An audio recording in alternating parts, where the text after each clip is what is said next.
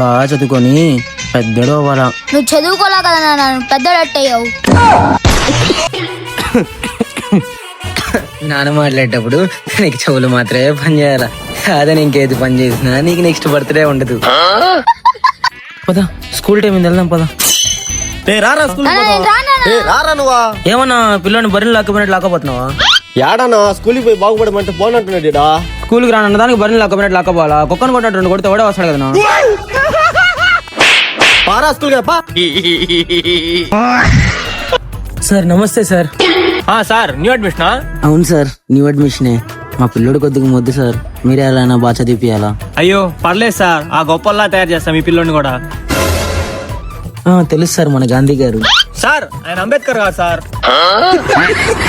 అయ్యో మా నాన్న నన్ను చిన్నప్పటి నుంచి స్కూల్లో చదివిపిలేదు సార్, అందుకే కష్టపడి నా పిల్లని ఎలాగైనా చదివించుకొని ప్రయోజకుని చేసుకుందాం అనుకుంటున్నా. అయ్యో పర్లేదు సార్, నేను చూసుకుంటాను. రే పోయి బీ సెక్షన్లోకి చెప్పు. రేయ్ సార్ చెప్తే అది చెయ్యి, పోయి మంచిగా కూర్చొని చదువుకోవు. ఎంత కష్టపడైనా పిల్లని బాగా చదివించుకోవాలా. ఇప్పుడే కదా స్కూల్లో వదిలేనా?